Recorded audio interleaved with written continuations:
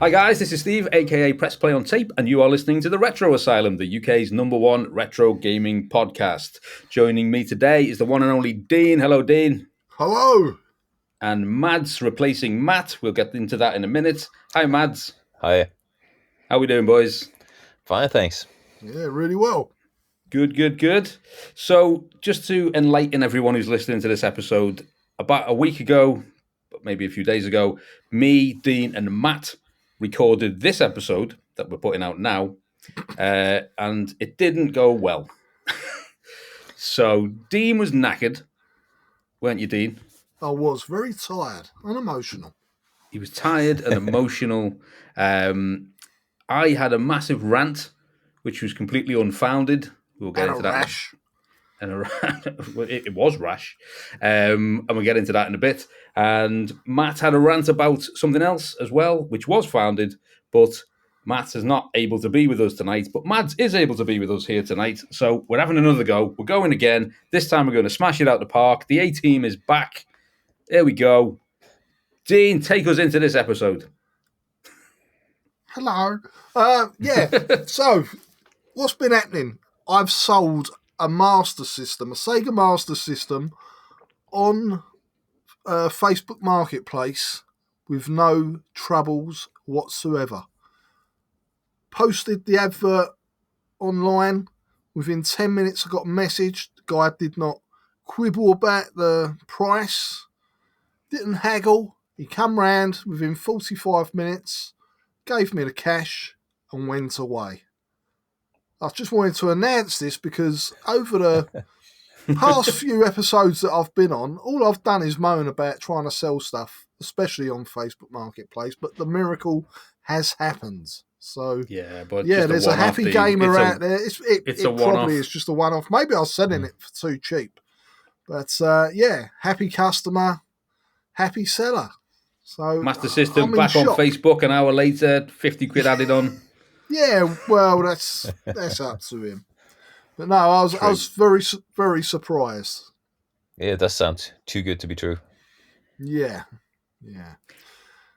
I did get a few messages afterwards, just as I was about to mark it as sold, from people who did start offering me 90 quid for it. And what was it on for, Dean?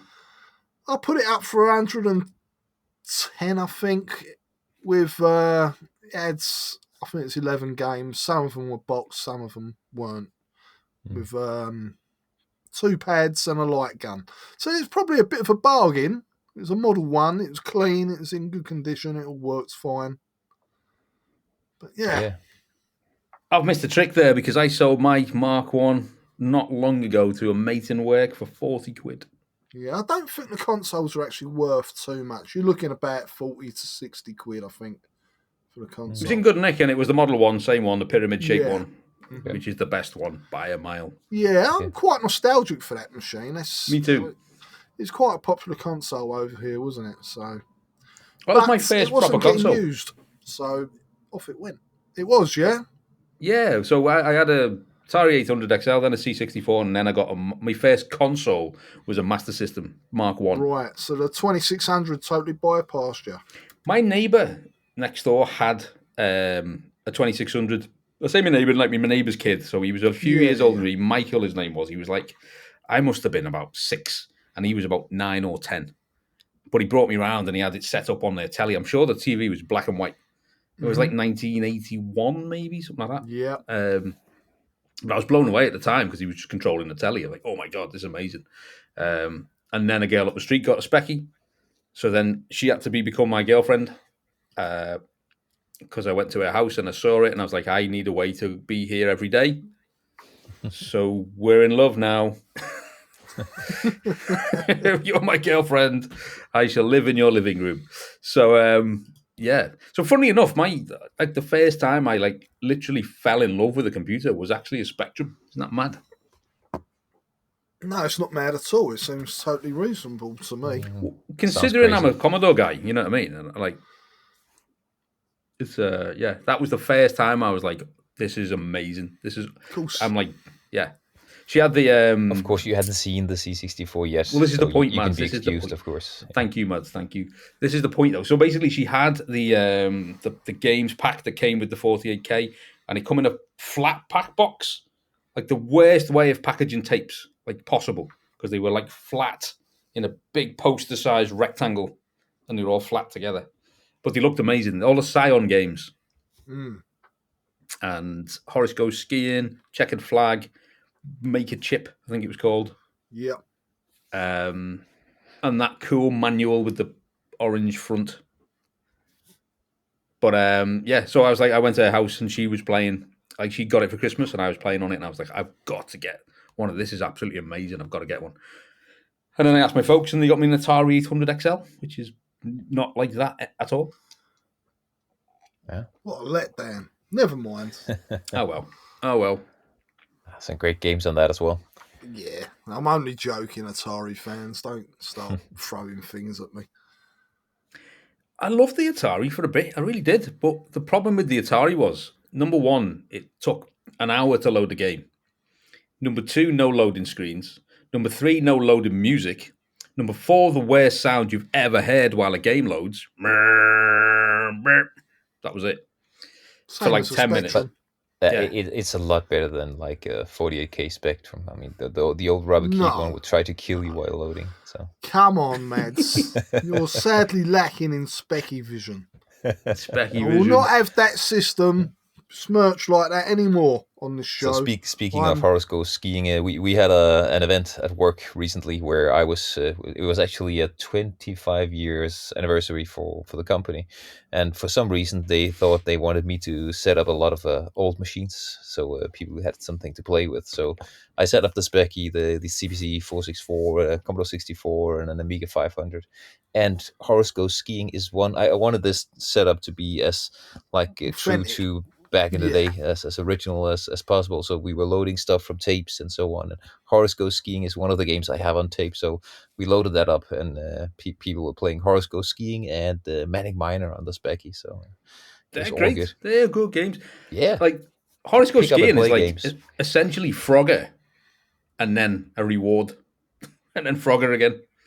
Crossing I the never road. thought about It is. It's like Frogger. that, but It's you're right. basically it's Frogger, isn't it? But you've got to get across the road, which is doing the Frogger bit, and then you get to ski A down the lot slope. of the and do it early again. games were arcade clones, though, weren't they? Really? Yeah. Or they, maybe Inspired rip a by. level off. Yeah, inspired by. Yeah. Well, that good girl up the games. street. Yeah, the girl up the street. She had Horace Goes Skiing, and I loved it. And I think she had Horace and the Spiders, which I wasn't quite into. But Horace Goes Skiing was awesome. Yeah. Yeah. So how did the event go, man? Does everyone love it?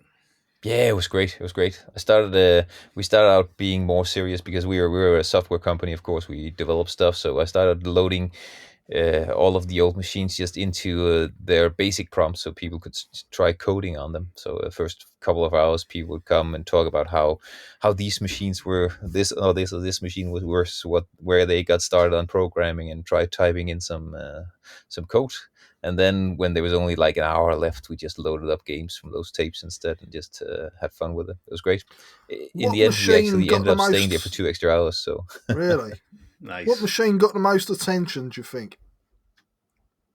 funnily enough, the Amstrad. Really? Yeah, and that wasn't It's a huge funny machine. nation, where you're from.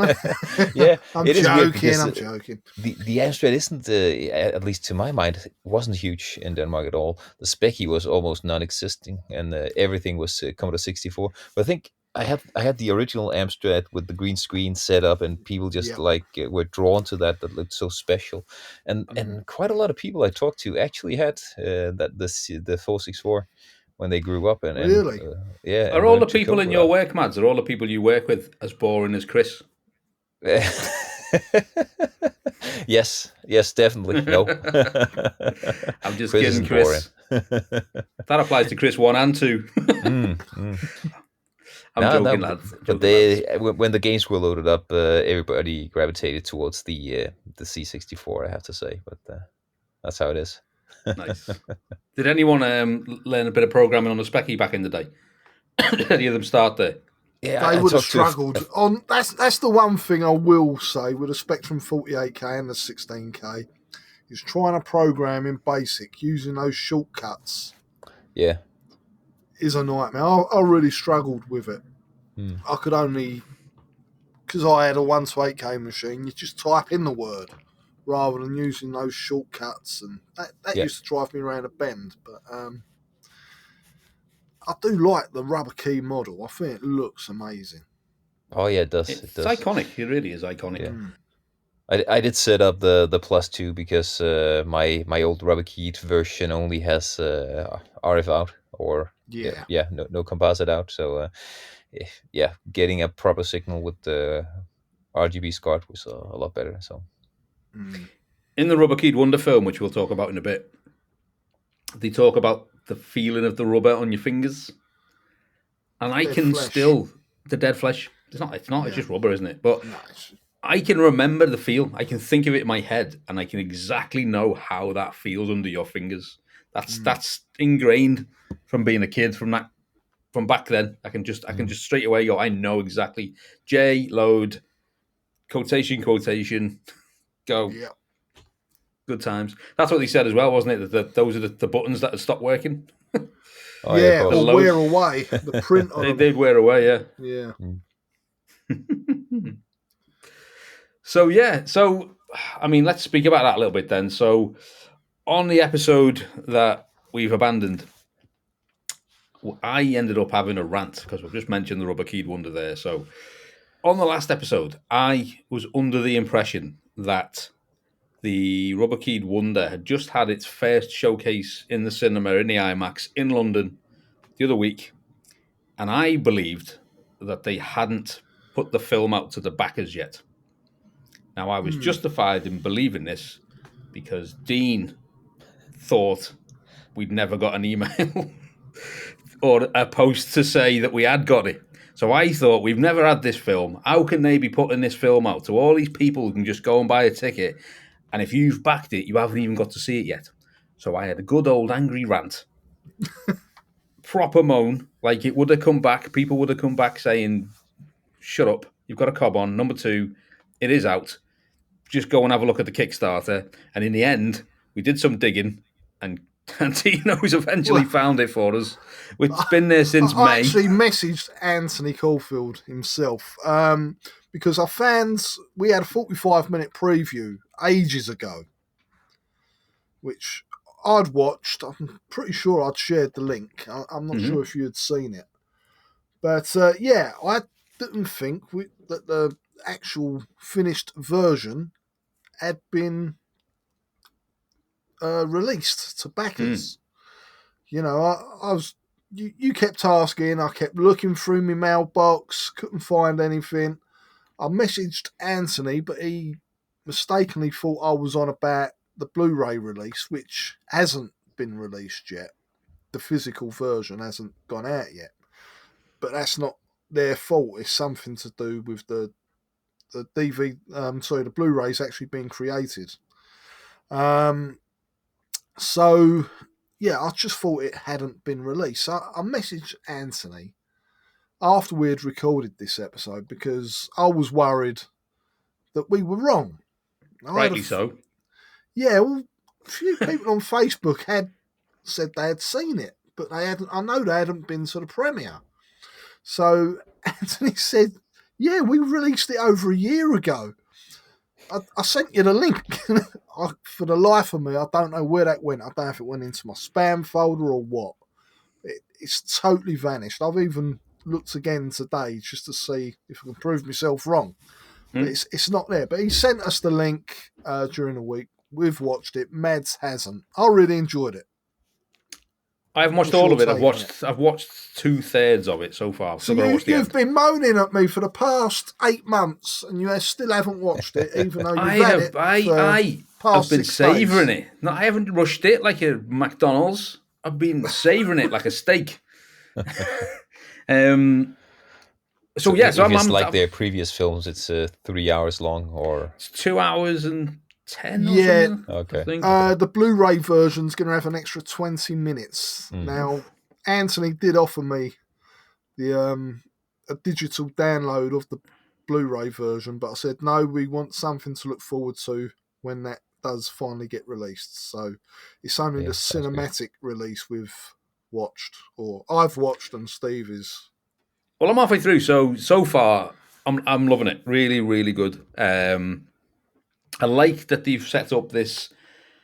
I mean, it's obviously not real, but they've set up this sort of living room with the old telly, with the kids, with the magazines on the floor. They've opened the specky up. They've got it plugged in, and every now and then it just cuts back. And as people are talking about their memories of like when they got it for Christmas and opening the box for the first time, it'll sort of cut to that clip of like the kid. I mean, the person's still talking, but it'll cut and you'll just get that visual of the kids opening it on Christmas in front of the old CRT on a stand, 80s looking living room.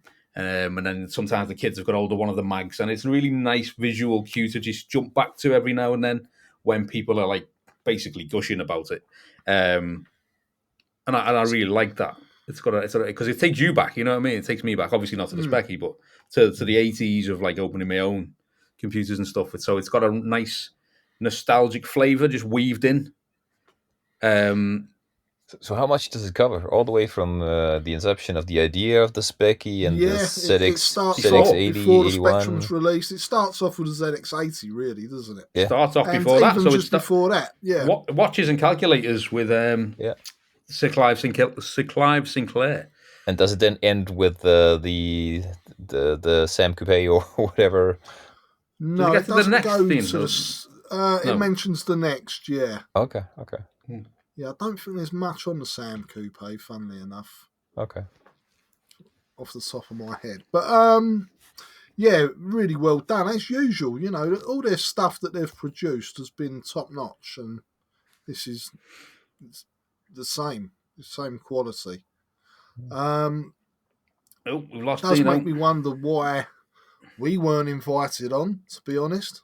Particularly myself, being a Spectrum fanboy, I could have spoke about it.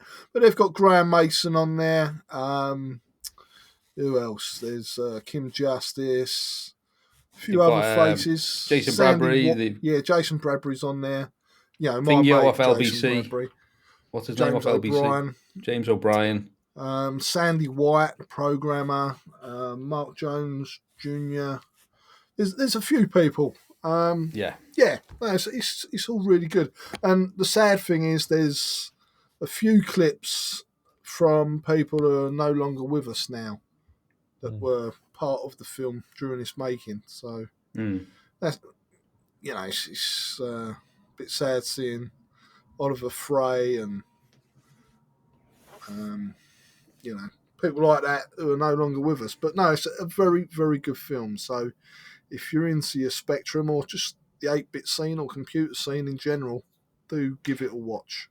I mean, I'm quite relieved when I watched it as well because, no offense to the Caulfields, but when they put the trailer out, there's like a effect they use with like just a lens flare effect every time they show the computer, and honestly, it's like I've seen that effect in iMovie on the Mac, and it's just, and I was like, I hope they've like gone to town on this, and and then obviously when I've watched the actual film, none of that's in there. It's all really well shot, really great graphics, really great everything. You know what I mean? So I think they just wanted to get some clips out and some shots, and I was just like slightly worried there for a minute. It's like, have they just knocked this out in 5 minutes?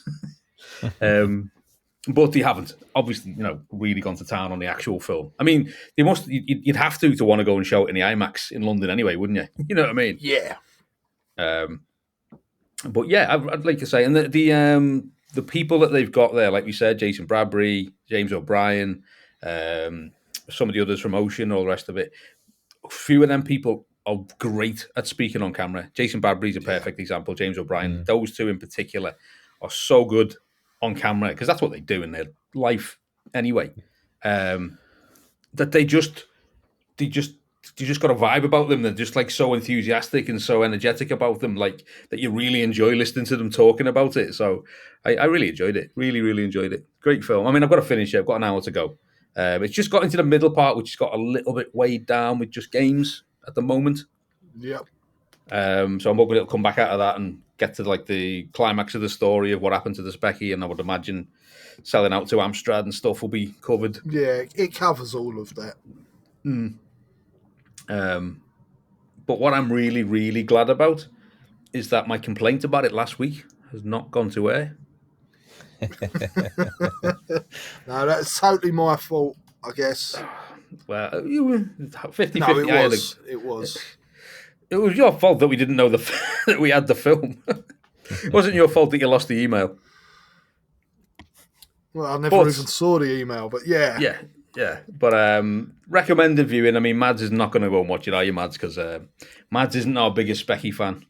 See, I love what the Caulfields do, but I still haven't even watched the PlayStation Revolution that they put out like years and years ago that I backed on Kickstarter, and I just don't find the time in my life to watch stuff like that. I should. Yeah, I mean, I think you'd enjoy this one. Yeah. It's very nostalgic. I guess it depends how much it applies to you. I mean, we all had a PlayStation, but I always feel that was just a bit past the excitement generation for me. The full on, I get 8 and 16-bit, where I was like over the moon of overwhelmed at getting these things. And then I got a PlayStation in uni, which I really liked, and it cost me about £800 because I was a skint student. So I walked into Dixon's and got it on the pay weekly, and just bit the biggest pack I could buy. Yep. And I do love the PlayStation, but I haven't got the same desire to really immerse myself in the nostalgia for it in the way I have for the 8-bits and the Amiga. And I watched the Amiga one straight away. I watched From Bedrooms to Billions straight away. I couldn't wait. And the Specky one, obviously, I've been waiting all year to watch that because it's not my first love, but I do love it. So yeah, recommended. Yeah. What's our Retro Asylum rating, Dean? What are we giving it out of 10? Oh, it's got to be a 9 out of 10, I think. I really enjoyed it. It would have been a 10 if we'd been in it. Yeah. Of course. Although, I've got to admit, I don't think I could go to a cinema and watch my big face on the screen waffling on about the Spectrum. That would be cringeworthy. I don't know. Take the kids. The thing is, it would have been a 5 out of 10. Laugh. It would have been a 5 out of 10 if Mads was in it. Because he would have moaned. Don't like it. Not for, better computers out there. Yeah. Just Mads on a big screen with his big beard. Probably it's would an amazing machine. It's strange though, isn't it? I mean, I don't know if it's a UK thing. I mean, Steve, you didn't own one, but you got into it through the girl who became your girlfriend because of the Spectrum. Yeah. It's strange how, I don't know, it captured the heart, I think, of the UK at the time. Of the kids, anyway. Most of the kids around. It seemed magical at the time. Now, you end up with your own computer and your own allegiance, and then that's where you end up. And then everything else is like, no, mine's the best. But you have that magical moment where you see something you've never seen before, and it's just almost overwhelming. And like I say, I saw the neighbour playing Pong on the Atari 2600, and I thought, I must have been about 6 or something. I thought, this is cool. Didn't really click as to what I was watching. It's different with computers. I mean, the Spectrum, I think we can safely say it kick-started our IT industry in this country. For our generation. Do you know what I mean? A lot of people learnt how to code and went on to have decent programming jobs or decent jobs in computers because of that machine. Yeah.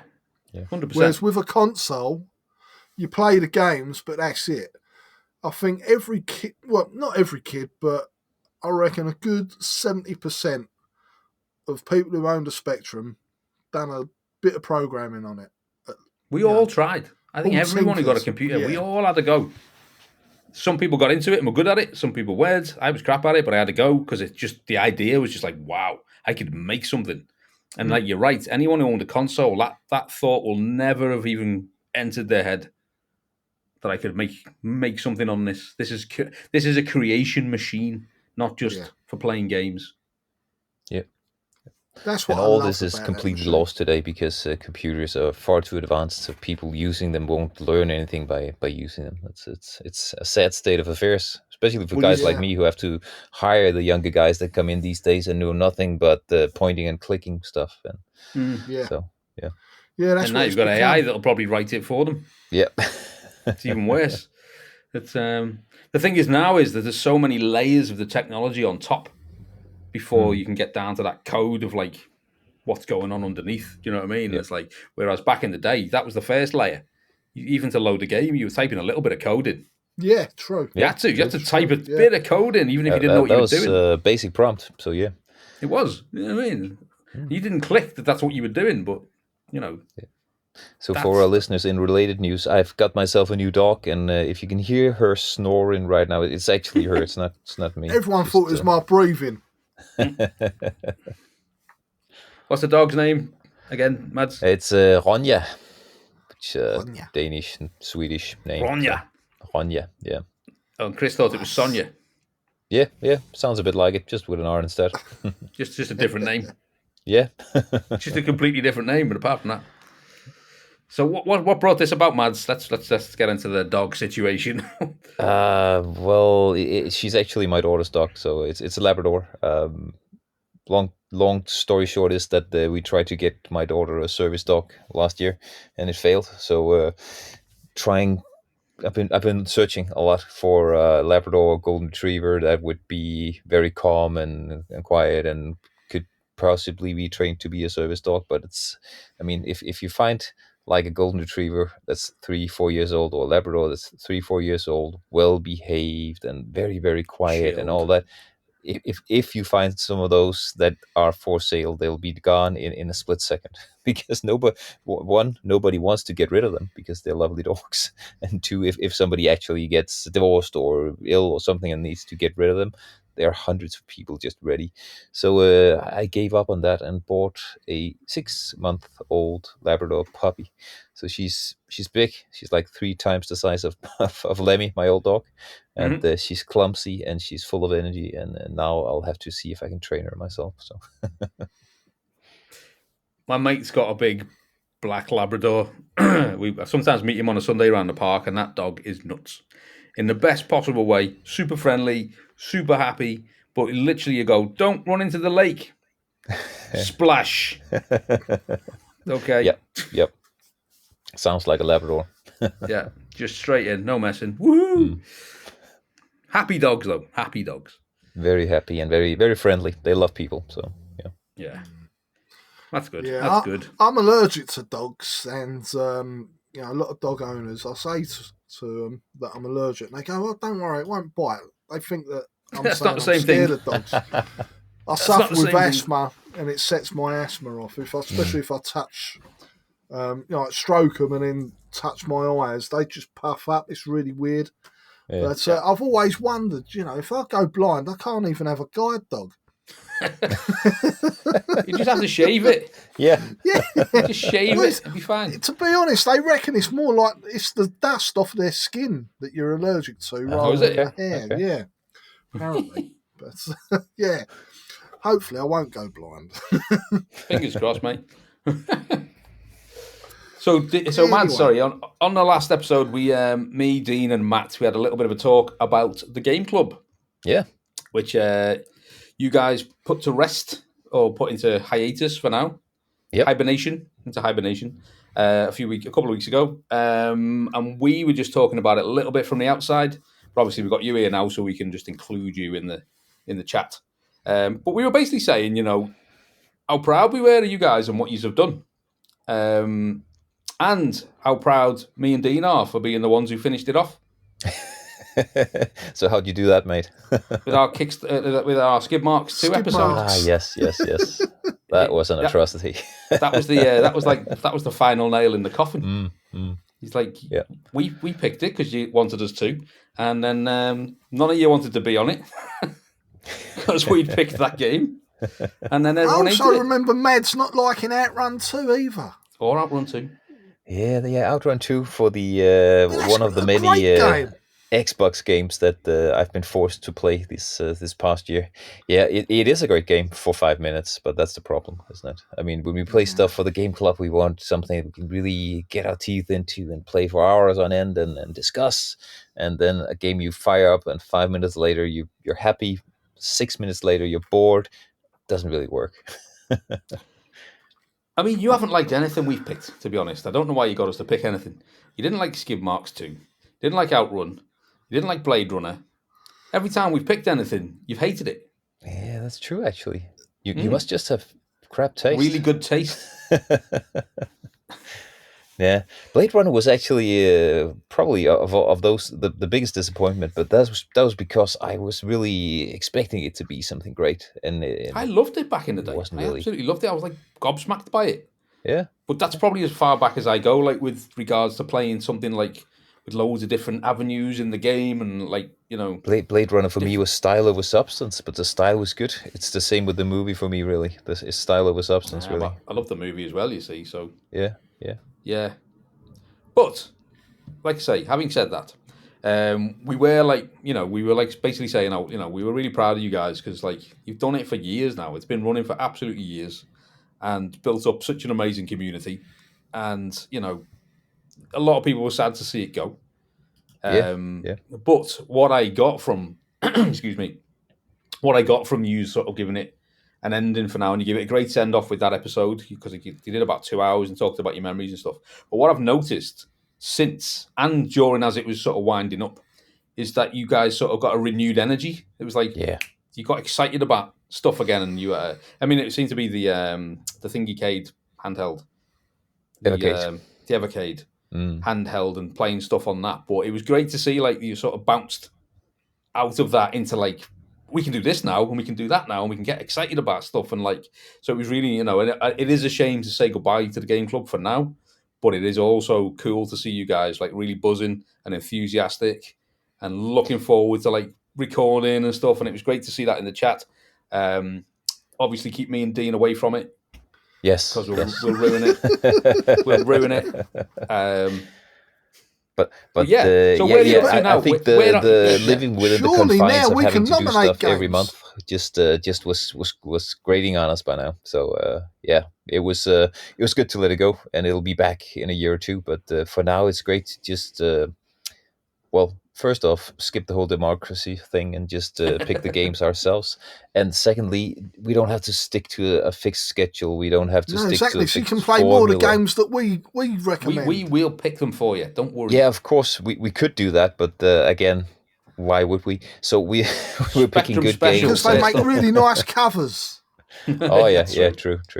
Now, we've been playing lots of games since that stopped. Recorded the Resident Evil episode, for example, which was great to play. I never played that before, so it was great getting into that. And we've got the Evercade, next Evercade coming up. I found it hard to believe that I hadn't played it before. Yeah. Yeah. So I played the first, at most 15 to 20 minutes before. I've told this many times, but I got so scared by the dogs jumping in through the window. I put down the controller and didn't play it again. See, I found the acting in it so dodgy. Oh yeah, it took the horror away. I found it quite laughable. Well, luckily Barry the acting Burton is the master it's just... of unlocking and all those strange quotes. Yeah. Luckily, there's not a lot of acting in there, so most of the time it's just the suspense of walking around the corner and what's going to come next there. So, funnily enough, I mean, what that game could really do with is no voice acting. Like, it should have had subtitles. Yep. And it would have kept the atmosphere, but because they were going, we've got a CD, we can put audio on it, let's do some acting. But what it sounds like is that the people who are in the scene didn't record it at the same time. It's like he goes in and just goes, hey, over here! And then like she's just been given a script 2 weeks later and she's gone, what's wrong? He's like, this doesn't connect. It's not together. It's so totally bad. right. You're totally right. For me, that was just endearing because I knew this was. I knew what time this was made, and I know what to expect. The FM, it's very of its time, isn't it? The FM. Yeah, definitely is. Clips. Yeah. Well, that bit of music Chris played, I don't know if it was from that. He played the worst music I'd ever heard. I believe that was from the remake. Oh my God. In the original, the music is actually quite moody and good, but in the remake, the music in the basement, I believe, is some kind of like clown. I don't know how to describe it. It's a bit like a circus tune, out of tune. It sounds bad. horrible. So bad, but it wasn't like spooky bad. No, bad. It's just bad. Just bad. Just awful music. So yeah, but like I say, like this new stuff that you're doing, it's very Game Club-esque, to be fair. Yeah. In the fact that you're getting in depth, you're letting everyone play along, but this time it's not coordinated. Yeah, and we're playing more games at once, really, because right now, for example, Chris is playing through the games in the Goblins series that we'll be doing an episode on, and I'm playing through some of them again because I haven't played them in years, while we're playing the Resident Evil game, and we're getting ready for the next Evocade, and so on and so forth. So we're not like, we don't have to follow a very fixed structure anymore. We can just do whatever we like, so makes it easier. Cool. It is. I mean, like, obviously, that's kind of me and Dean, and sometimes Matt. When we jump on, it's a chatty episode, and it's like free form, and you just go for it. It takes the pressure off. And even though you guys are doing far more structured and you're diving into stuff, the fact that it doesn't have to be on this day and it doesn't have to be at this time, you don't have to get it done by this point or this month. Yeah, it frees you up to like enjoy it a bit more, I would imagine. Yeah, definitely. Yeah. So what's next on it? What's up next? I guess the next episode will probably be the next episode of the Evocade series, so the second cartridge, which is the Namco cartridge, which sadly can't be played on the Evocade Versus, but only on the handhelds because of licensing issues, I think. Oh, weird. But there's some good games on there, like Mappy. Mappy is a wonderful game. Yeah. And Dig Dug, of course. So I'll be more interested in that because it's arcade stuff mainly. Yeah. And is it the arcade versions? No, these are from the early days of the Evocade, so these are NES versions. Oh man, they're rubbish. Well, they're not rubbish, but because I got the Evocade when it first came out, and it had all these games advertised, and I was like, oh my god! And then when I started playing them, they were the NES version. Yeah. So I was like, now why that I know, it doesn't annoy me in any way. I actually like those NES versions now that I know, but I remember I had the exact same feelings initially when I picked up the Evocade and I plugged it in, and it wasn't the arcade game. So yeah. But of course, there are now Evocade arcade cartridges as well with the actual arcade games on them. So, have you got an Evocade, an actual Evocade? Yeah, I do. I have. I still have the original first one they made, the Evocade handheld, and I have a Versus as well. Have you not picked up was it OLED, the second one? Yeah, was it called the EXP, I guess? Was it OLED, or was it just a bigger screen? I'm not sure whether it's OLED. It's a nice screen, at least. There's a new one being released. It's just been postponed a bit, but it's, the EXP-R is coming soon. So I've actually pre-ordered that one. It's fairly cheap for a very nice handheld. So yeah, I mean, I love the fact that they're doing so well. Even though I had it for a brief time and I was a little bit disappointed because it wasn't arcade games, and then I quickly jumped into other stuff again, and it got left on the side. You know what I'm like, and then it got sold. But well, that's what I do, isn't it? But the point being, I love the fact that it's built a marketplace, it's built an audience. They've sold loads of units to the point where then you could do the Versus machine, and now they've done another one. Yeah. The good thing about them is the cartridges aren't too expensive, and neither's the hardware. Yeah. The hardware is the new hardware is really good, good quality as well, and it's still quite cheap. And the cartridges are still what, 15 quid, which is good. Like and they're collated. It's a bespoke collection. I like that awesome. They give a platform to a lot of smaller indie games as well on the old platforms. Like I bought a Good Boy Galaxy, for example, which I'm really looking forward to playing. It's a Game Boy Advance game, but you can buy it for the Evocade as well. It's it's supposedly a great game, and that's on those cheap cartridges as well. It's the same cheap price for that, and I believe it was even a double pack, Good Boy Galaxy and Witch and Whiz or something like that. So two games for two really good indie games for cheap there. Nice. Well, it's nice, and the cartridges are nice as well, aren't they? Especially when you start collecting them and you get in the boxes and stuff. Yeah, I'm afraid of that because now I have like 10, 15 of them, and soon I'll be wanting them all. So, yeah, how many is there now? Is there loads? There is loads, and the thing is, some of the cartridges are out of print now, like the Codemasters one. Collectible. I think. Yeah, okay. So people are paying quite a bit of money for them, I believe. But who'd want the Codemasters one? That'll just be lots of Dizzy games. Well, some people do like them, nomads. Yeah, this is true. So, Dean, on the other episode, I was talking to you about your episode with Jason Bradbury. Yeah. First of all, do we know how he's getting on with his Kickstarter? I haven't checked because I've totally forgot. When we last checked, I think he was about halfway there, which was just over a week ago. I'll check. You check, Steve. I am pro. Keep... There we go. You just talk amongst yourselves. Well, you know, there's some very good... You can be in the film if you back it, if you do the right tier. I guess that's what we need to do then, Dean, to get your face on the screen now that you're not in the RoVocalCords. I've got a part already. It's been... If you listen to that episode, I'm in it. I've been typecast as a thug. Of course. Yeah. Okay, so I'm looking at it now. So we're up to... It's got 352 backers. It's got 17 days to go. And they've got 27,900 pledged of 50. So they're on nearly 28 out of 50. So fingers crossed they get a big push towards the end, which is normally what happens with these things. Yeah, hopefully. So, I mean, they're past the halfway mark. They're closing in on 30 grand. Yeah. What I would say to any of our listeners who haven't been and backed it yet or had a look at it, go and have a look at it. It looks great. So it's basically Jason Bradbury from the Gadget Show. He's doing this film called Control AI Delete. And the idea is it's basically the story of our lives. So basically it's a load of nerds go to a retro gaming event. And while they're all in there with the doors closed, playing old computers and arcade games, outside in the real world, a big AI program is launched across the world and everything goes wrong. Everything. Society breaks down and they realize that the only way to fix it and to save themselves is for all these nerds to boot up their computers, their 8 and 16-bit computers, get in there and save everyone. It sounds great. And they're going to... Was it Skegness? Where was it? Yeah, that's where it's set in Skegness.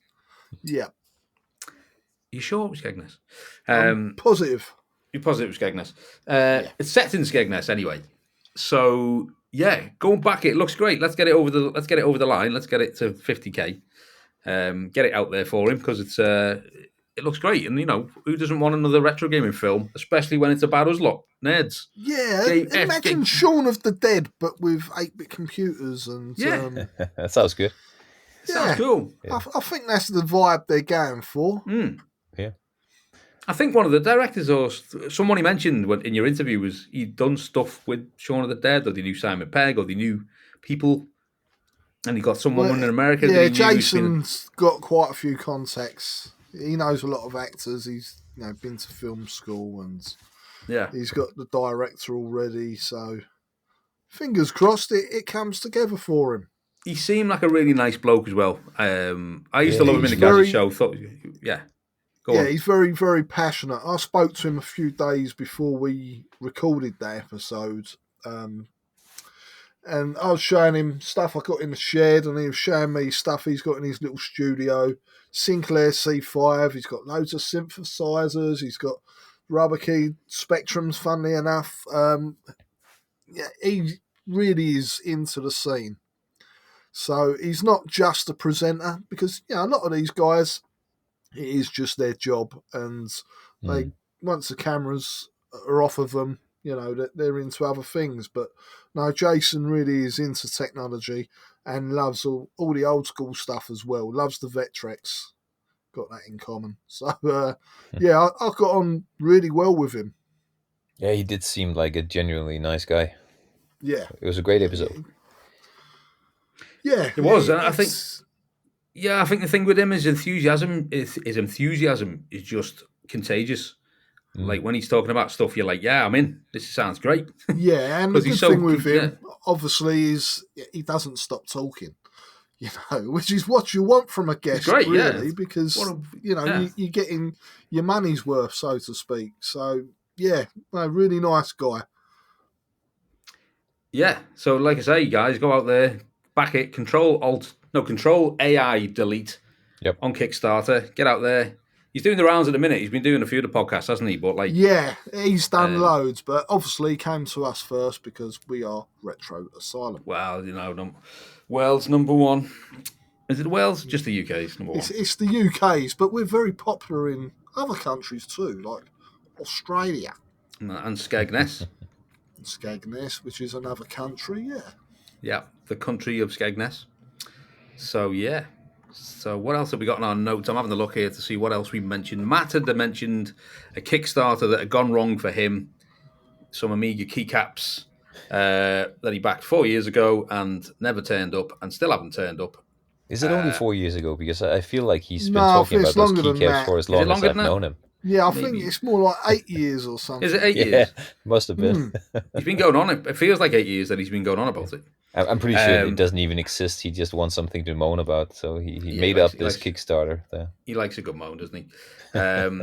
So we also talked about the Mr. Pie. So Dino can explain what this is. What is the Mr. Pie? The Mr. Pie, well, in a Mister, you got 3 components. You got, I think it's 3 anyway. You got the D10 Nano. That's the main bit. That's the expensive part. That's usually the middle board, I think, if I remember right. That's the FPGA bit. Yep. Yeah. And they're expensive and they've been going up in price. It was never designed just to be, a board for the Mister. It's an education piece. And the company that makes them keep ramping the price up. So there's been a few different clones of this been released recently. The most well-known one is the Mr. Pie by Which is Tacky. A terrible name. It is a terrible name. It really is. And it's sold out at the moment, but the people who have been getting them have been testing them, and it seems to be 100% compatible with everything Mister. Apart the name from Mr. Pie cases, just tells me this is a Raspberry Pi. I put some software on. Yeah, exactly. We don't understand the name, and neither do the majority of people. Okay. It's got nothing to do with the Pi, as far as I can tell. No. Okay. I don't get it unless you weird name, but a cool board. What it is really cool. Yeah, cool board. The layout on it is different, so if you do buy one, I think you need its own unique USB hub, and the cases for a normal Mister won't fit. But Nat at mrfpga.co.uk has started selling cases for this clone board as well. Okay. But yeah, they're a lot cheaper. I think it's about £100 for the D10 Nano, and you can buy a bundle, which I think is 180 or something like that. I'm not entirely sure on the prices. I've not really looked into it, but it works out quite cheaper than it would to get a D10 Nano and go to the Mister via that route. So that circa 180 quid, what would that get you? The board and the USB hub and everything? Yeah. Yeah, pretty much everything to get you going. And it would work with the same cables we have already for connecting the Mister. For the video and it's update all, and it's all the same. It's pretty good.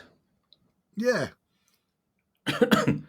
Well, considering the actual Mister, the real one, will cost you way more than that, won't it? Like 400 or 500 quid, something like that. The only trouble is it's sold out at the moment, so you can't actually get one. But soon I'm they'll sure be they'll going be up in price, restocking. and we'll just have 2 very, very expensive pieces of hardware to have. Yeah, maybe. Hopefully not, though. Hopefully, they'll keep churning them out and keep the price quite low. Yeah, it'd be good. So, Dean's going to be annoyed with me now. Go on. I've been playing some modern games. Oh, God. I told you. This is a modern asylum. I told you. I told you. What have you been playing then? Come on. I've been playing Astrobot. Yeah. Astrobot's you work awesome. for Sony, so you have to play these, don't you? I'll get it for nothing, so come on. I've been playing Astrobot.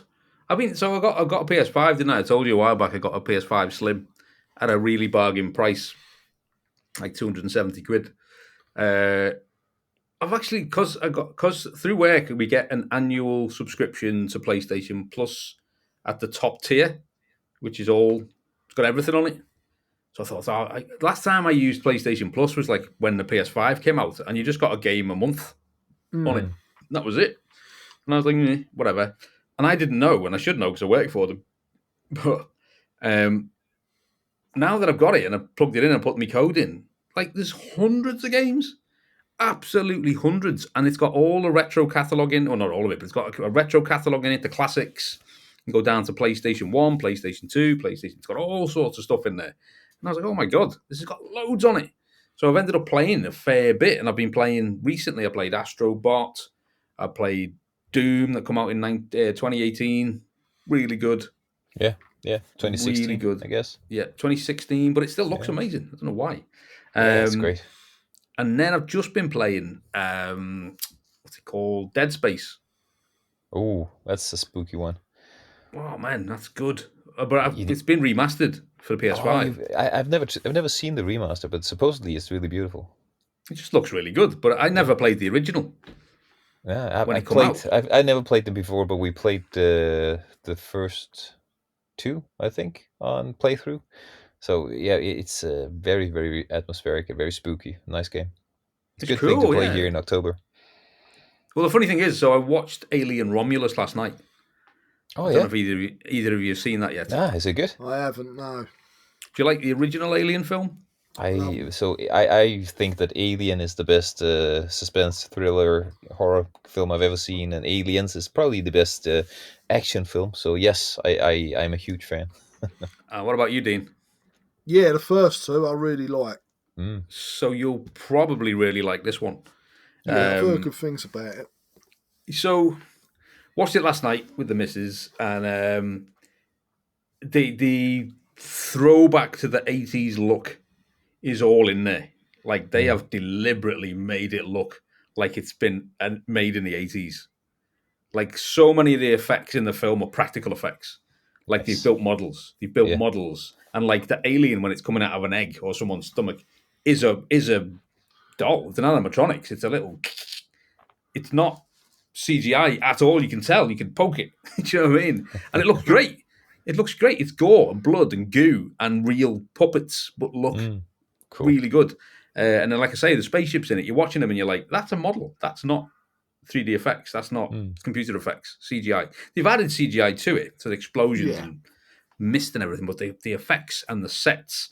Even the guy, like one of the guys who's in it, who's like part of the cast, like when they're running through the ship and all the rest of it, he's got a bandana on. He's got the 80s bandana on. It's like, it's just full on throwback. And loads of the film, I loved it. I was like, oh man, this is just like this could have been an 80s film with a just slightly higher effects budget. The only thing for me is, and I won't do any spoilers, it went on a bit too long at the end. And it could have ended like 20 minutes earlier, but they like went, let's go even more, and I was like, there's a perfect cut-off point in it where you go, and I thought it ended. And I was like, this is brilliant. This has just been a great film, roller coaster, 80s action, 80s sets, good old story. There was no I'll probably get told off for saying this, but there was no like modern girl boss. Like all these films now, it's girl boss. All the blokes are idiots now, and the girl's in there doing... The main character is a girl, but she doesn't go around kicking everyone's ass and 5'2" and like a twig, but she's flinging men across the room. It's like completely believable. Like she's just trying to save her own life, and the other cast sort of get bumped off along the way and stuff, and it's believable. So there was none of that new like modern sort of thing because I just get annoyed now. I'm just like, you've just done it. Like they think they're like being cool and diverse by making the main character a girl. We've been watching this since Tomb Raider. Yep. Since the game Tomb Raider come out in the 90s, this isn't new or cool. It's boring. Do you know what I mean? Well, anyway, sorry. Aliens is Ripley, the main character. And that is a really good point because that is so you can go back to the 80s for your girl boss if you want to, but also that's when it's done well. That's when you nail it. No one made a big deal of it then. It was just a strong female character. And it was great. Yeah. And this is my thing with it. Like, so I've just started watching, there's a new one called Sweet Pea just come out. Yeah. And it's the girl, Ella Pennell, who was in Fallout series. I don't know if you watched that. Yeah, did. I haven't, but I I've thought it seen was the great. trailers for Sweet Pea. Have you seen? Did you watch Fallout, Dean? No. And you watched it, Matt?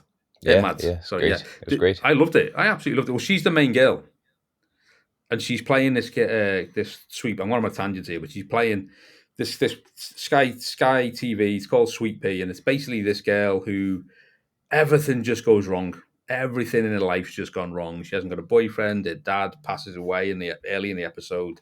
Something bad happens to her dog.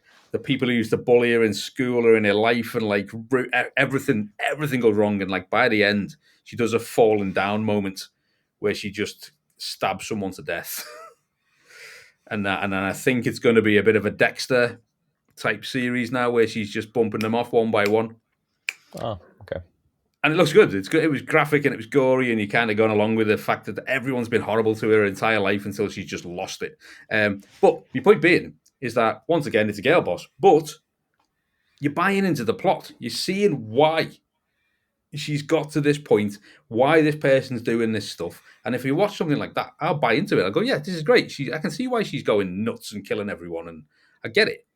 But then if you watch something like The Acolyte, which the Star Wars thing that just got cancelled, it's all girl bosses, and it's all completely unbelievable. Not a single person in that TV show has earned any respect of why they are who they are. It's just the fact that they're just doing it to have girls up front, which is not wrong with that, but it's boring. So I'm going to get cancelled after this episode. Well, I just think I've given up with Star Wars anyway. Same. I'm out. Completely and utterly out. I love the originals. And that's Well, it. to be honest, Empire Strikes Back is the only one I ever saw at the cinema. Well, no, I saw that first. I was too young really for Star Wars. Empire Strikes Back I really enjoyed. Return of Jedi I've never been a massive fan of. I find it a bit boring and a bit silly. And I love the Atari arcade game, but Oh, yeah. after that, Star Wars doesn't do anything for me anymore. Yeah, I mean, for me, the first three movies, I do love all three of those. And a lot of the PC games were absolutely fantastic. I mean, X-Wing and TIE Fighter X-Wing, yeah. were... I had to save up money for so long to buy a proper flight stick to play that, for example. It was beautiful to play those PC games. And Dark Forces, Jedi Knight, first-person shooters with good stories. That was all People good. loved Knights of the Old Republic, didn't they? I never got into that, but a lot Yeah, of I people never played that love actually, but yeah, I know people have loved that. That would have made a good game club game, actually. Yeah. So we did play Dark Forces and Jedi Knight at some point. Yeah. So we have played some Star Wars games. Yeah, but for me, the movies, the series, they bore me. But there's some good games there. It's funny, isn't it? Because, like, I mean, I'm saying the original trilogy is just, I love it. And like you say, I'm the same as you, Dean. I was too young to go and see Star Wars, but it was just a part of Christmas. Every Christmas, it'd just be on. At some point, it'd be on the telly. Yep. And you'd watch it. You just watch it, and I was like, I love this. It's swashbuckling, and it's exciting, and it's in space and everything. So the first three are like really, I actually love them, and then it's just gone worse and worse. I like the Mandalorian. Mandalorian was bad. They've rinsed it. You can have too much of a good thing. It's same with Ghostbusters in a way. Know, Frozen Empire, the way they change certain aspects of Phoebe in that film. Just it becomes. Do you know what I hate about it, Dean? You know what I absolutely hate about it is that it taints the original. Because I haven't got as much love for Ghostbusters as I did have. Because there's a little bit of a sour. Since, no, the original. No. But it's like I've got a sour taste in my mouth from it. So when I used to think about Ghostbusters, I was just 100%. I love this. This is amazing. Yeah. And now I go, that last film was garbage. Oh my god. You'll forget that in a year or two, and then you'll be back to loving the old game, movies. You just need a break from it, and then just watch the original. Yeah. So final thing about movies here. You guys talked about liking the first two Aliens movies. I think most people don't really get into the third one, but do yourself a favor, pick up the assembly cut of the third movie, because that is the story that they actually wanted to tell, and it's so much better there. in the theatrical cut, there's stuff cut out and stuff reordered in ways that it doesn't actually make sense. People do stuff that you don't understand why they're doing it, and if you watch the assembly cut, you'll see why. So that's at least my recommendation. Do watch the nice assembly tip. cut of the third one because it's really good. It's a good movie. Yeah, I've not watched that film since it came out at the cinema. I would like to give that other version a try. Yeah, I remember watching the cinematic release. I believe I was in the cinema as well watching it, and I was so disappointed because I loved the first two movies. It's a shame because it had a great cast as well. So Yeah, good English yeah, it cast. does. Yeah, no, but watch the assembly cut. It's really good, but you need to get your hands on like a box set or something like that has the special editions and this assembly cut version as well. Yeah, I have to try and track that down. I mean, watching that last night has really given me a vibe to want to go back and watch the others. Yeah. Well, that's good really because really the Alien series again has probably had too many films, and it's had I've never really watched the Alien versus Predator films, but I heard the first one's okay, the second one's not great.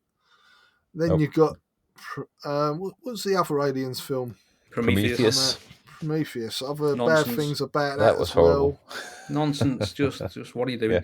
Yeah. So it's good that they've come out with a film that you find decent in the series, and it's got you back into it. So the thing with the new one is, give it a watch. You'll definitely give it a watch. I would have been putting it like an 8 to 9 out of 10 if it had ended when I thought it should end. And then the extra 20 minutes that it didn't need on the end has pushed me down to a 7 to an 8. But you're going to spend 3/4 of that film like really enjoying it. You're really going to, because you're just going to go, 80s, this is an 80s film. You can just see it. Like, there's a Commodore 64 in it. Nice. It's just a prop. It's like one of the computers they're typing on, and I'm like, that's a C64C with just different colours on it. You can just see it. It is. I love spotting stuff like that. But like the computers are like retro, like they've got scan lines, and like the old graphics. None of them are like flashy and new screens. It all looks like CRTs. It looks like the computer graphics that come up on the computers in there looks like, remember when you watched an 80s film and the graphics weren't amazing. They just looked good. They were like wireframe stuff and that. They just got it. The aesthetic of it, they have nailed it. And the sound's great. And like I said, real effects, real puppets, definitely models for some of the spaceships.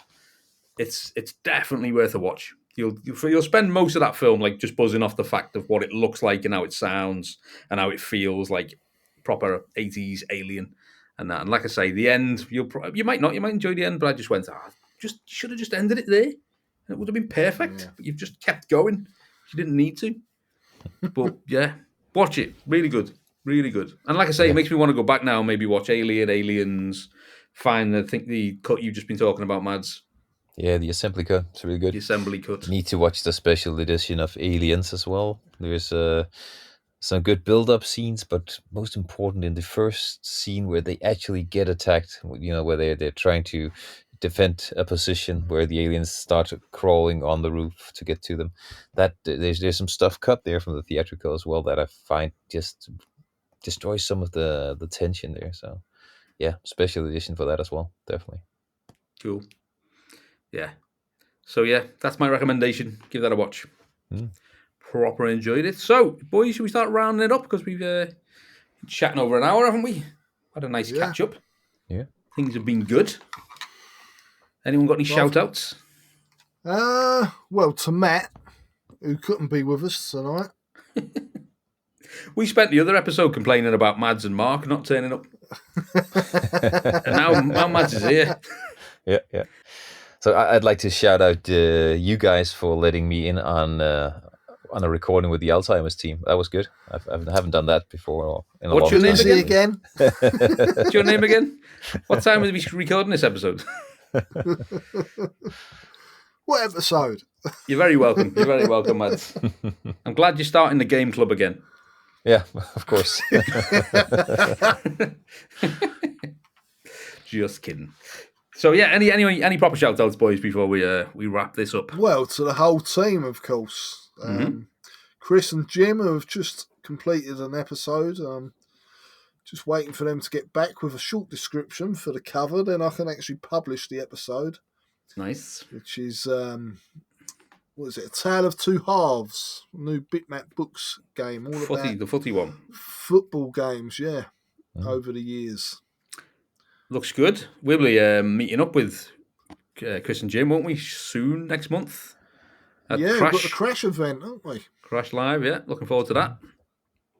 Go for a curry. We're not staying out. You're not staying out, you do not staying over. I'm not staying, no, because one, it's a one-day event, and two, I thought I'd be taking my daughter to work, but she no longer has a job. So, But no, I've got to rush back, funnily enough. I've got other stuff to do. But I'm going to go for a curry with the boys first, and then have some tea, and then we'll head back. Well, that's my plan anyway. Yeah. But we'll work it out. We'll work it out on the day. So have you got any other shout-outs, Dino? Paul Higgins, mate of mine who he's into his arcade machines. In fact, I am actually planning on doing an episode with Paul because we've both got, and I've done this before, arcade machines and the Vectrex, but it's not Alex, it's Paul Higgins this time. We'll be talking about our favourite games and more of that stuff. Cool. Yeah, sounds good. I will shout out Jason Bradbury. We didn't mention this when we were talking about his Kickstarter, but Jason, you need to get us in your film. I was suggesting this on the other episode. So if you're going to have your retro gaming event, why not have the real podcasts that you've been chatting to with stalls in the background of your event? So instead of it being pretend ones, you can have real ones. We'll have a Retro Asylum stall in the background, the Retro Hour, everyone else you've been chatting to. We'll all have proper stalls and we'll all have a meet-up and it'll be cool. Yeah, and we've offered to go, we'll go for free. Mads will fly over from Denmark to be in a film. Mark will fly in from America, maybe. But that would be cool, wouldn't it? I think that would be cool to have a proper podcast in the background of his film, because that's what you see at real events. You do see that at real retro gaming events. So if you listen, Jason, there's an idea for you, and we'll do it for free. But anyway, yeah, people go and check out Control AI Delete on Kickstarter for that one. I'm going to give a few shout outs here, boys. So first of all, I want to give a shout out to Alex Crowley, who is now hosting 10 Pence Arcade with Sean because Vic retired. I've been listening to that, and it's great to hear Alex on there. He is like so full of enthusiasm. He's like got a boost of energy. I think it's like you guys after the game club. He's buzzing with it, and he's having a good time. He's also back on YouTube as well, doing like collection tours. So he'll go round to someone's house, and it's usually guys who have got their own arcade at home, and you get to see their collection, and I find that quite interesting. Well, I was going to say, so Alex lost his original channel. Was it Nintendo Arcade, was it called? It was Nintendo Arcade, which got changed to the Arcade Archive, which is now part of the RMC stuff. So, if you were a follower of Arcade Archive or Nintendo Arcade, and you're wondering where Alex has gone, he's now got a new channel called Al's Arcade. So have a look for Al's Arcade, because that's great, and it's Alex doing all stuff in arcades. Like Dean said, going around to other people's and doing a walk around and tour of them. And he's a top bloke. We love Alex. He's a friend of the show. And he also posts the 10 Pence Arcade on that channel as well, doesn't he? Yeah. The podcast and Sean of 10 Pence has also got a YouTube channel going around all the events, so it's good. Give them both a look. But 10 Pence Arcade's really bouncing as well with Alex back on there. Good luck to Vic as well. He's jibbed it for now. But it's nice to see Alex enjoying himself. And he gave us a shout out on 10 Pence Arcade on the last episode. I thought it was really nice. I thought we'd return the favour. But like I say, everyone, go and look at Al's Arcade on YouTube, and let's get his subscribers back up, because he's obviously lost quite a lot moving across. So that's that one.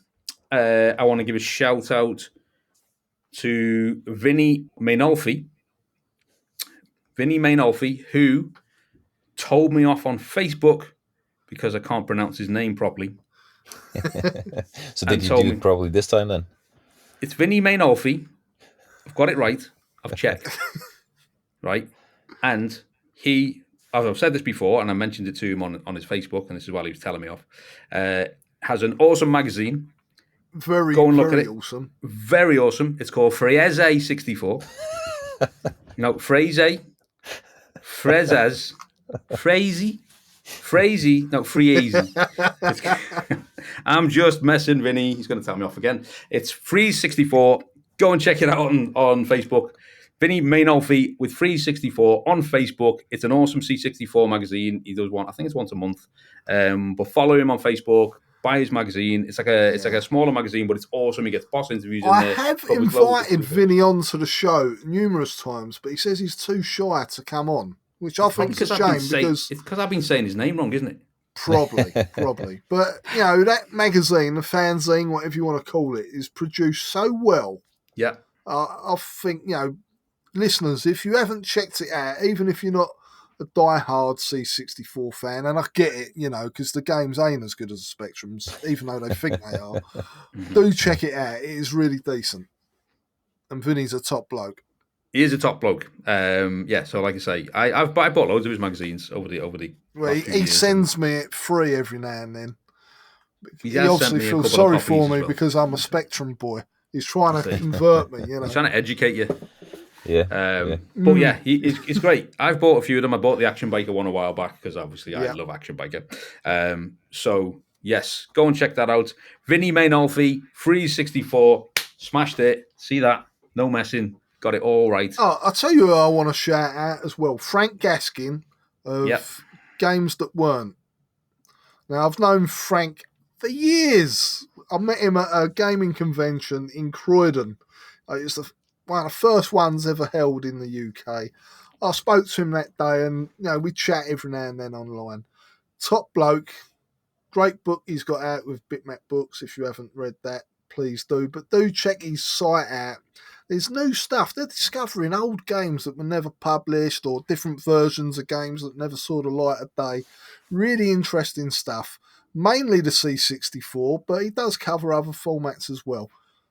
Really nice guy. Great website. Loads of information. Really interesting. Cool. I'd like to get Frank on the show at one point as well, I think. Frank, come on the show. Vinny, come on the show. Let's talk about your magazine. I've got a couple more. I'm going to give a shout out to Scottish Dave from This Week in Retro, because a few episodes back, he was talking about his favourite podcast and he mentioned Retro Asylum, which was really nice of him. I enjoyed This Week in Retro, although Dave is slightly deluded about the Atari ST because he spends every episode explaining why the Atari ST is better than the Amiga, and he's wrong. But we love him anyway. Sometimes he's right. He's right on very, very few rare occasions when he's got some facts to back himself up. But normally he's just wants the Atari ST to be the best. And it isn't. Sorry, Dave. But thanks for giving us a shout out and returning the favour. Top bloke, though. Good show. And my last one I'm going to shout out, I usually give these guys a shout out, is the Zap 64 lads who are still smashing through all those Zap magazines. They did message me the other day, Mads, to ask if we're still doing the C64 top 10 that we were going to be doing of our top 10s, and could they still be on it? And I said, yes, we will be at some point, and yes, you can still be on it, but it's up to Mads, and he come up with it, and now he's just forgot about it. So that doesn't have to be up to me. The top 10s are there. We can just do the episodes whenever you like, guys. You can pick any top 10, and we just do something with it. So I think we should, definitely. I think the listeners will like it as well. So, well, these guys are great. These two guys are really, really good fun and really proper knowledgeable. To be way more knowledgeable on the C64 than we are, because they basically every single episode they play through the games in a Zap magazine and review them themselves, like full on written reviews, and they're very funny. They're good. They're really good blokes. But yeah, enjoy listening to them. Good podcast to go and listen to if you like your Commodore 64. And boys, we will get you on when we do the top 10. Once we pull our fingers out of our backsides and get ourselves organised. But it will happen at some point. And that's my shout outs, apart from the rest of the team and all our patrons and listeners who are all amazing. Shout outs, of course, to the Discord crew, who's always active and chatting along with us. It's always a pleasure to be there. And can I just put a little buying instruction in here, or a recommendation at least? There's right now a Humble Bundle that's just been released where you can get the Atari 50s collection along with a lot of reimagining, remastered, whatever you want to call them, of some old Atari classics. And I don't care about all of the reimaginings, but the Atari 50 collection is a beauty. That's a really, really good example of how you should create such a anniversary collection with the extras and with interviews and with information about all sorts. It's beautiful, and it's dirt cheap right now because it's in a humble bundle. So I've looked at that. I think that is a great collection. It's more like an interactive timeline. Timeline of like an games. encyclopedia. It's really well done. And I think there's been a few. You have to pay for it. There's a load of new games been added to it as well. Okay. Like I haven't DLC. seen that. Okay. So it's lovely the way it's been curated, with the timelines and the different games, and you can check the games out in different ways and see what they brought out. It's very similar to the one for Llamasoft, the Jeff Minter one. Okay. That was another one with everything he'd made from when he started, and that's quite a cool one as well because it would go through his timeline, but it would also show like snippets of the story of like, when he got ill and he had like a letter to be off work, and you've got the actual letter and the first contract he signed, which is in pen, and that's on there. So it's really cool way of like going through the history of such like a company or a console and then playing them as you go along. Really nice. Yeah. So so definitely go, if you have a Steam Deck and it's bored, go check out the Humble Bundle right now, because it'll probably be there. Their bundles are normally there for like 14 days or 3 weeks, so it'll be there a while. Check it out. Oh. And like final shout out, check out The Last Arcade. They're a great band. I believe they've just got a Discord and a Patreon going. Don't know what the deal is there. Sign up, spend all your money. So when's the vinyl out, mate? The vinyl, well, it's on its way. Basically, it's very expensive. Okay. So you're looking at £1,000 to £2,000 on doing a vinyl run. Okay. So that's for like 50 to 100 albums. So depending on what you get, and then if you want to get it in a nice sleeve, or you want to get the vinyl a different color, and you want to inlay, and you want to print it all, the price is ridiculous. But it is on the to-do list because we've now got a Patreon. The Patreon's doing really well.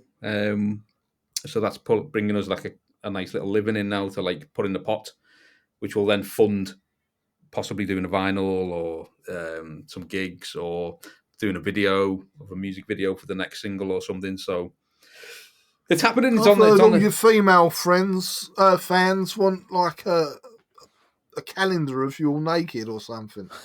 They want the Retro Asylum calendar of Mads. They don't want the Retro Asylum one. They want Sexy Mads. The Last Arcade. Well, Sexy Mads, he can be on every month. Yeah. Sure. It's the funny thing is poses with a little plant. I'm in both the Discords. I'm in our Discord, the Retro Asylum, and obviously in the band one. And the ratio of male to female, it's like the ratio for Retro Asylum's got to be like 98% male. Mm-hmm. And then the band one's like 98% female. So you should merge them all. Yeah. Bring them all in. Get some of them over here. That's it. Some ladies in there. Is there any women in the Discord? I'd love to know how many women listeners we've got. Yeah, there are a few. Yeah. Cool. It's funny you mentioned that. I'll just mention this very, very quickly. But when my boy was at primary school, one of the mums was a listener. Would you like you a famous Dean? She funny enough, her husband does own an IT store. So I think she's into computers anyway. But yeah, she had been listening. Took me by surprise. So yeah. Anyway, boys, shall we wrap it up there then? So we've we've done all our shout outs and we've covered good stuff. Go and watch the Rubber Keyed Wonder when you get it. It's boss. Get Jason Bradbury's Kickstarter over the line. And don't bother watching later versions of Alien. From now on, unlike your that's it. parents Apart from the new one. you are the secret force. Anything else? Today's a school day. No, I think that wraps it up. Cool. Okay, guys. Well, thanks for listening, and we shall catch you on the next episode. Bye for now. Bye. Bye-bye. Retro than J1 Optimus Prime. Had to go more to the arcade for a bed. It's just